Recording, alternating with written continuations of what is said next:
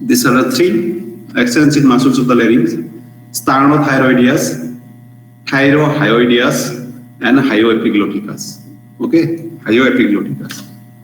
So these are the three extrinsic muscles. That means that connects the larynx to the other structures. Sternothyroideus. Okay, sternum and the thyroid cartilage of the larynx. Thyrohyoideus, thyroid cartilage of the larynx to the hyoid bones. Hyoepiglotticus, epiglottis cartilage of the larynx to the hyoid bones. Like that. Sternothyroideus, thyrohyoideus, and hyoepiglotticus. These are the extrinsic muscles of the larynx. And intrinsic muscles of the larynx, that includes cricothyroideus, cricoarytenoideus dorsalis, cricoarytenoideus lateralis, arytenoideus transversus, and thyroarytenoideus. These are the intrinsic that forms the bulk of the larynx, intrinsic musculature of the larynx. So muscles of the pharynx. Okay, hello sir. So muscles of the pharynx, actually they originate from the 4 brachial arches except for the sinopharyngeus muscles. It comes from the 3rd arches. Brachial arch, this is the embryological structures. So out of these muscles, that constrict is hyopharyngeus, that constrict the pharynx, our pharyngeal constrictor muscles. Hyopharyngeus, thyropharyngeus, and cricopharyngeus. These are the muscles that constrict the pharynx. Hyopharyngeus, thyropharyngeus, and the cricopharyngeus. The 3 constrictor of the pharynx. Then dilator of the pharynx, that is stylopharyngeus, 1 muscles that dilate the pharynx, stylopharyngeus. And muscles that shorten the pharynx, that is palatopharyngeus and pterygopharyngeus. Clear? Palatopharyngeus and pterygopharyngeus. So this is in short about the muscles of the head. So out of this, that you know that main, if you go to the main grouping, that muscles of the head, muscles is divided into muscles of the face, muscles of mastication and mandibular, muscles of tongue, pharyngeal, laryngeal, and eye muscles. Okay. So out of these, the most important is the second and the last one. Okay. Second is muscles of the mastication and mandibular muscles. So there are 3 muscles, 3 muscles you will find in the mastications, and 1 is having lateral and medial part. Some books they tell us 4, and 2 superficial mandibular muscles. So in the muscles of mastication and eye muscles, 6 muscles you will find in the eye. So that part Dr. Dole will discuss with you. Okay. So here mostly you remember what are the muscles of tongue, pharynx, and larynx that I have dealt. Muscles of tongue. 3 extrinsic muscle: styloglossus, hyoglossus, genioglossus. Okay, and rest intrinsic muscles of tongue. Muscles of larynx, 3 extrinsic muscles and 5 intrinsic muscles of the larynx. And muscles of the pharynx, constrictor, 3 pharyngeal constrictor, 1 dilator, and 2 muscles that shorten the pharynx. Okay, so out of the entire 7 groupings, the muscles of mastication and eye muscles you study nicely. Okay. Yes, sir. Yeah.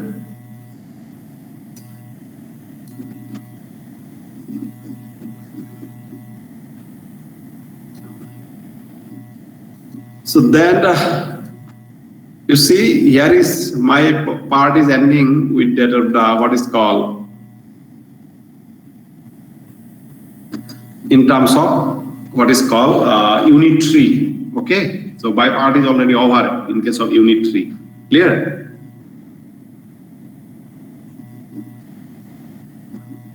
Hello?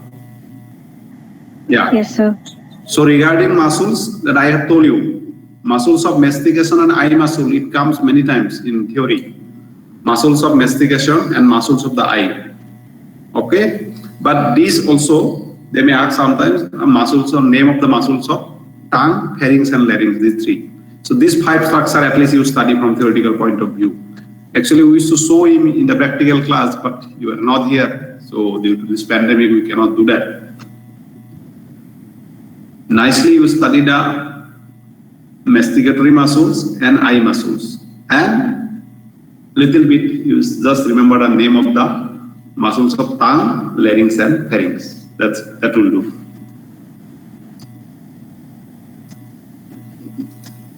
So now I am going to discuss something on that what is called Unit 7, the histology. Okay. And whatever I am going to discuss, this is actually important from practical point of view. Okay, I will not going to give you any text. Okay, time to time I will tell you to just note it down. You just note it down. Okay, I will just discuss in general and certain points I will tell these are important. Just you remember. Got my point? Yes, sir. Yeah, this is important from practical point of view in histology. Is it visible? Yes, sir.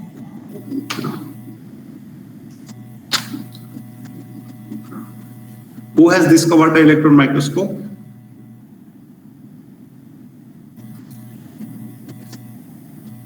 Who has discovered the electron microscope? You know it.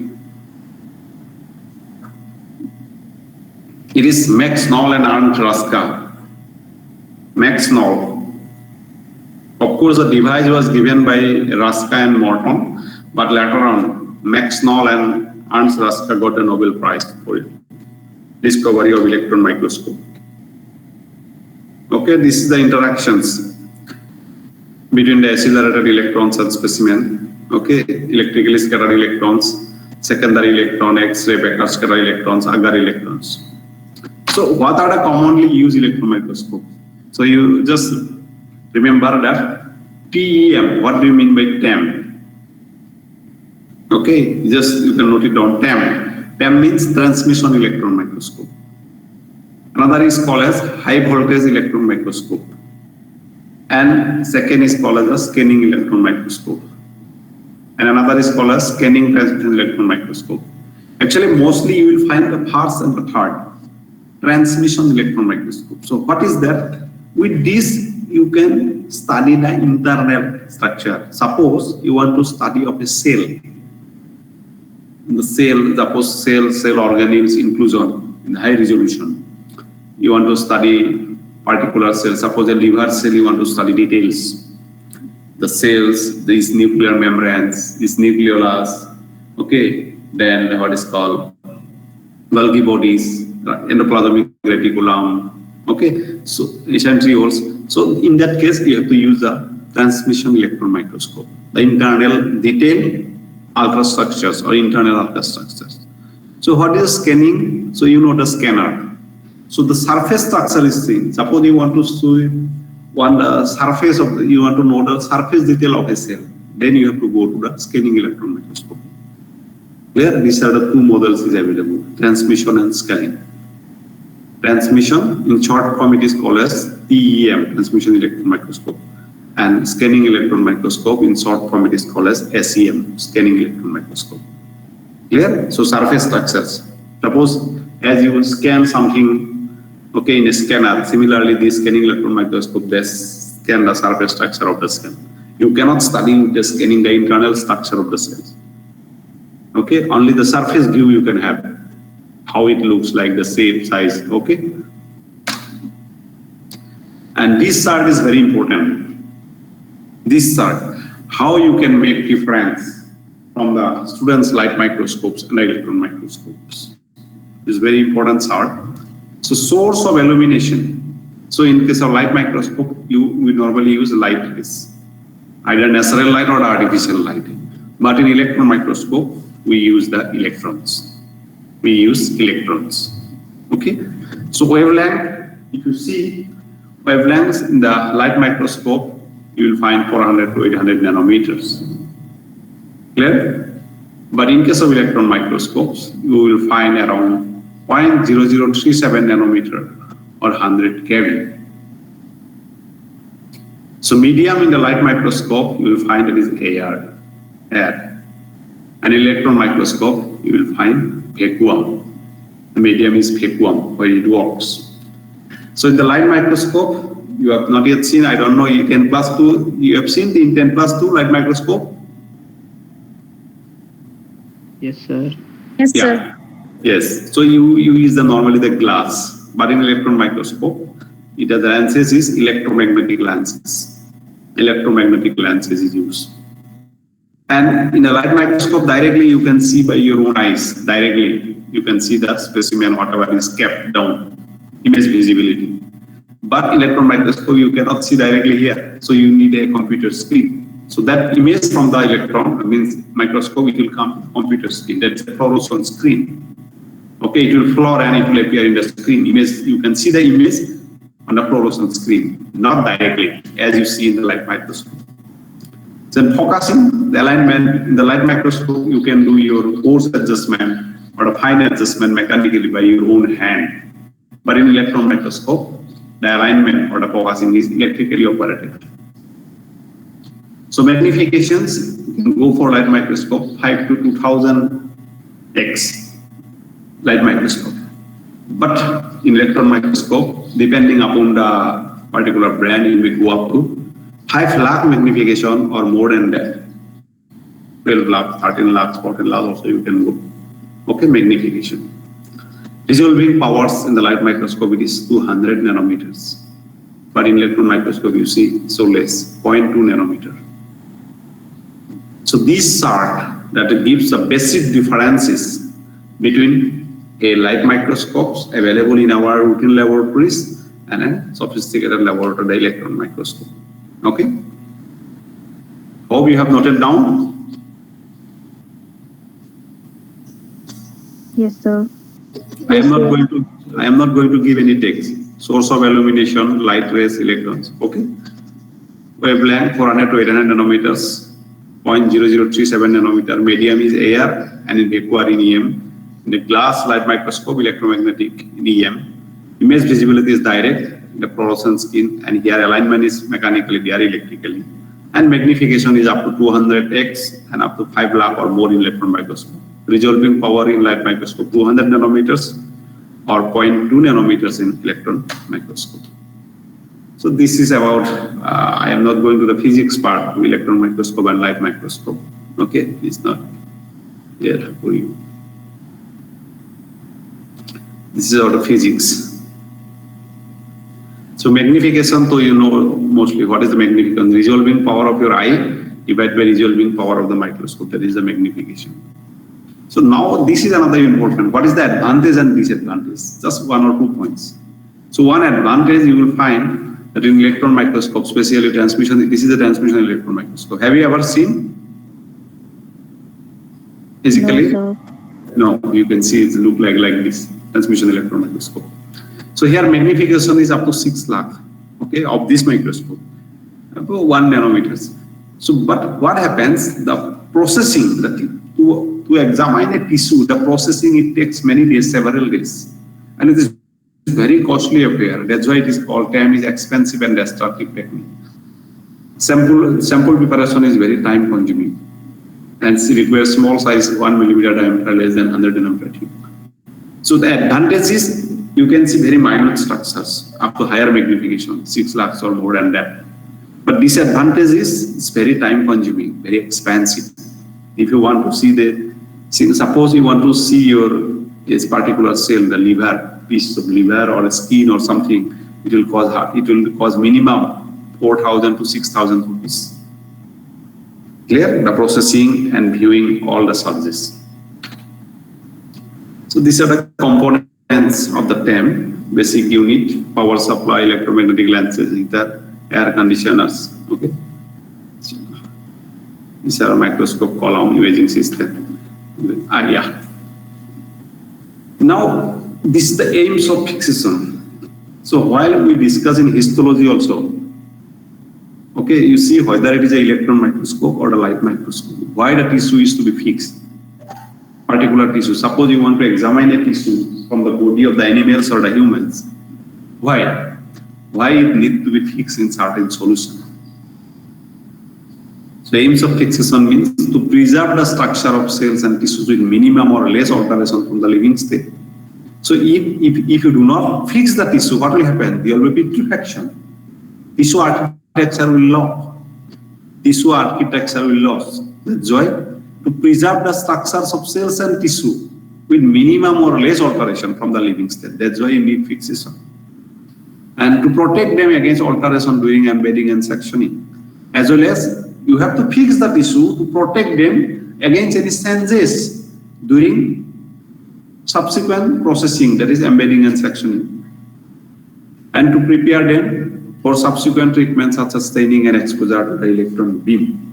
That's why the main aim of there are several reasons of fixation, but the main purpose of fixation is to avoid the changes or alteration from the living stage, or to keep the structures of the cells or tissues in a lifelike manners.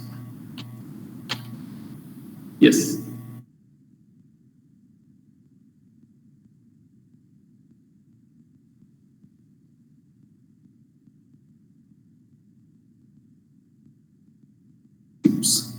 Am I audible? Yes, sir. Yes, sir. Commonly used fixatives. So these fixatives are used in electron microscope. So in electron microscope, two types of fixative uses. One is called as primary fixative, another is secondary fixatives. Remember, the question is how many types of means there are different kind of fixatives, but there are two types of fixative. One is called as primary fixative, another is called as secondary fixative in case of electron microscope.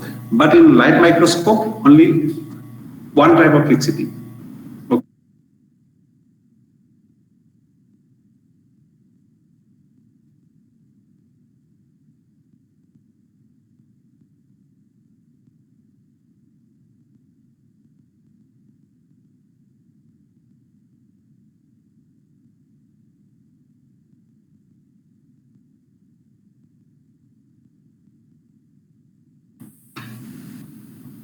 So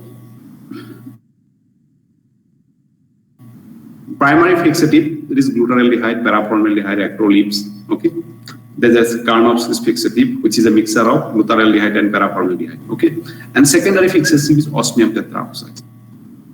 Recall.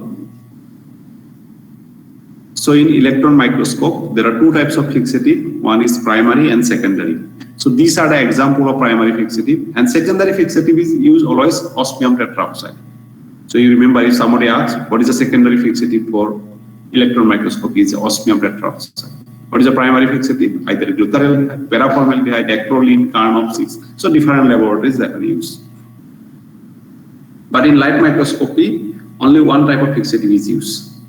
That is 10% neutral buffer formalin mostly. There are hundreds of fixatives, but most routinely used, that is 10% neutral buffer formalin.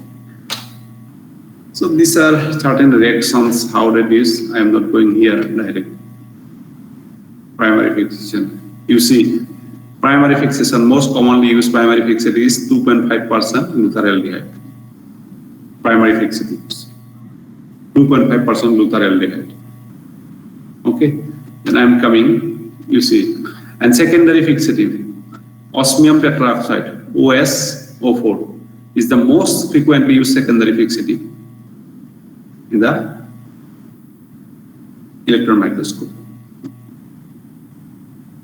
So after fixation, tissue is need to be dehydrated. So tissue is suppose you fix, okay. So there are different times are how much time we have to fix the tissue, maybe 48 hours, 72 hours, okay. After fixation, there needs to be washing. After washing, you see,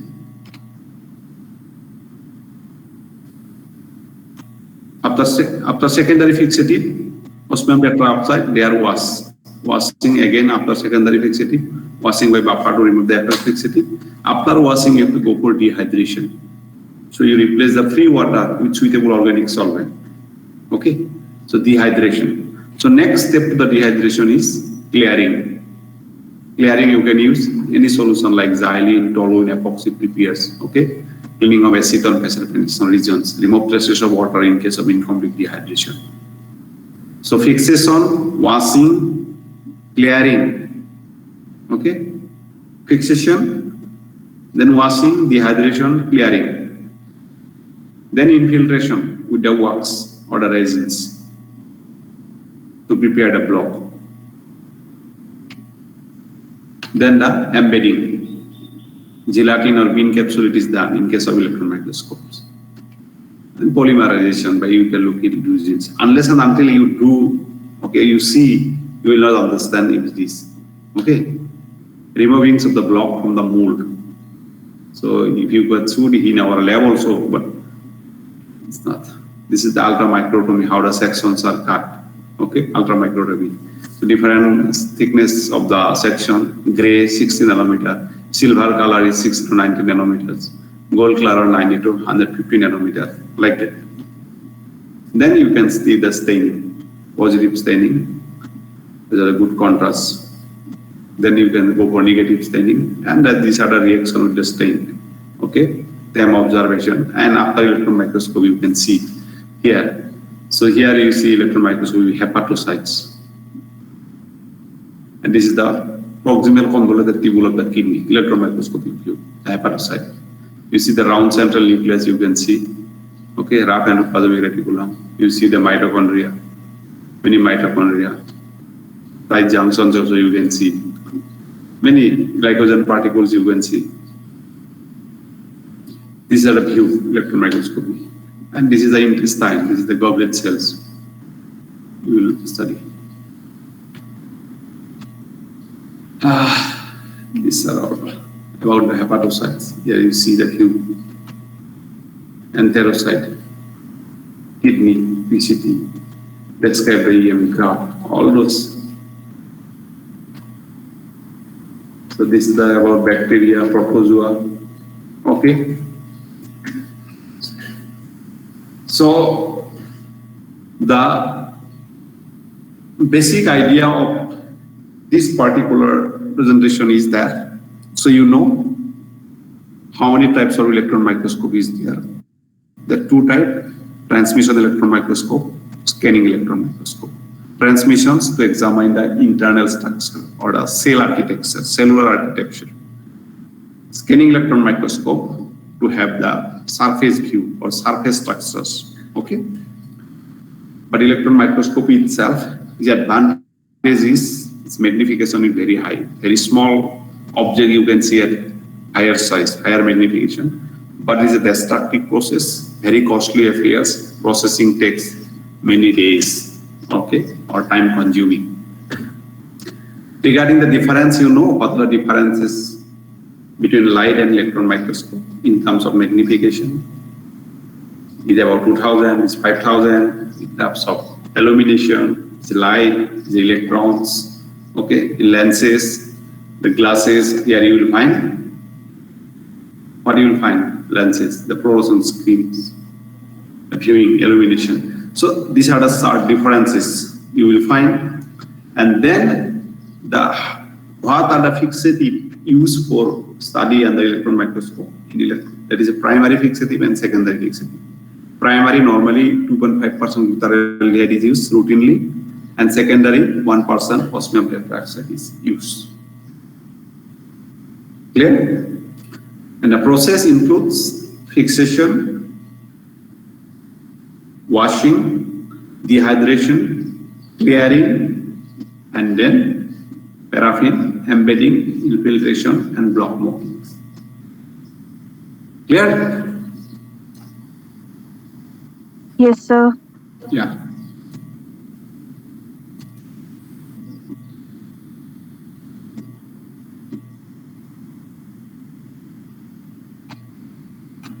I'll give a quick view in one slides.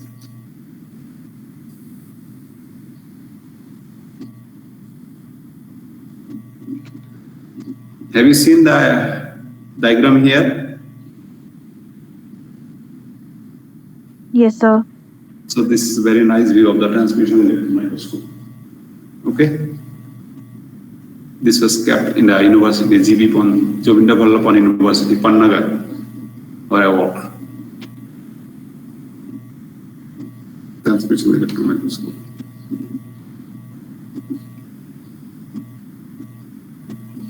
Here, I can see you the primary this primary fixative glutaraldehyde 2.5%. You can see glutaraldehyde in type 2 shape of bottle and small vial also is available in the market. Okay. So if you see the glutaraldehyde, so you can know it's used mainly as a primary fixative. This bottle also you can find, the small vial also you can find. Okay. The paraformaldehyde also use. Paraformaldehyde also uses primary fixative. It is just like white color bottle you can find. Then osmium tetraoxide, you can see 1% osmium tetraoxide. This is used in the lab from here. Prepared 1% osmium tetraoxide. And this is the procedure for tissue preparation, aim of excisions, and all this. The addition and bedding is ready. Do you have any point regarding this in your mind?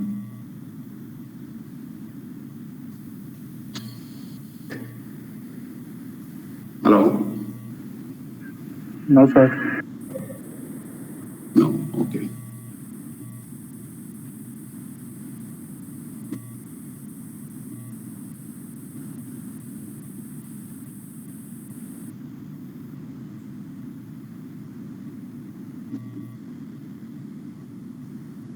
So the students are very less quiet.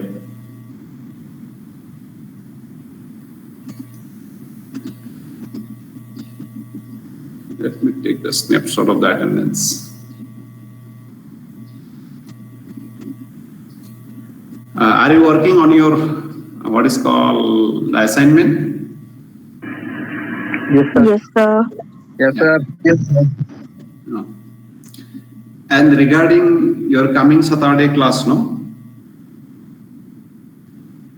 Yes, sir. So the class will be there, but the topic little bit the changes actually. Dr. Patil, he will take on epithelium only, epithelium. Okay, basic tissue. The connective tissue, the next, they will extend the topic, the tissues from Jalopy. Okay, so this class and 11 on the coming Saturday will be dealing with what is called epithelium by Dr. Patil, A.D. Patil, Professor Patil.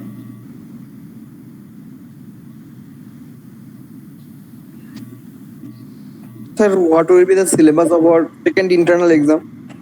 I will let you know. I will let you know. Okay. Maybe the topic we covered so far, or otherwise we'll try to see. Okay, but you go on study. When it will be? When it will be? July? Yes, sir.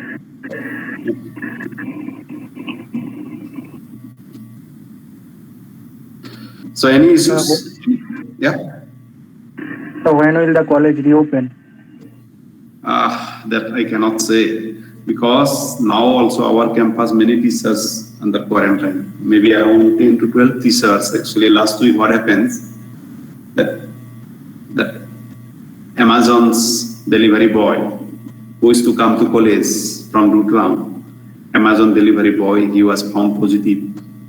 So from him, many teachers as well as employees, they collected, some directly, some indirectly collected their packages from the college. That boy has come to the college. So that boy is positive. So I think around 10 to 12 persons, more than that maybe, I don't know exactly, they are under quarantine. Many teachers, including I think more than 7 teachers and some employees. Around it maybe 15 also, I'm not sure. So they all are in under quarantine. So they will be again test for RT-PCR. So this campus is also dangerous nowadays. So we came, enter directly in the room, remain in the room, then go back, doing that this. It's very dangerous now campus also. So that opening of the campus, I cannot say when the situation. So I think all of you do vaccination or not yet? Yes, sir. Yes, sir. Yes, sir. Which Yes, sir. Covishield or Covaxin? Covishield, sir. The Covishield. Covishield. That's good. That's good. Many of us, we took the first dose. Second dose is first week of next month, July. Waiting for that.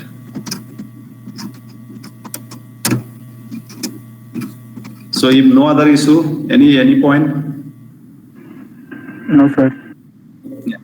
Yeah. Please join the class on Saturday at 11 regarding epithelium. It will be taken care of by Dr. A.D. Patil. Okay? Yes, sir. And regarding today's class, I am not going to give you any text, whatever I have discussed. And regarding the muscles, you can go through your Unit 3 manuals. You will find details.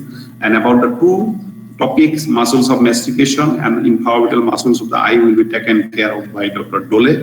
And in my next class, I will start again with the new histology topic, which will be the individual for our campus. Okay? Next Wednesday. Okay, sir. Yeah. Thank you. Yes, sir. Thank you, sir. Thank you, sir. Thank you, sir. Thank you, sir. Thank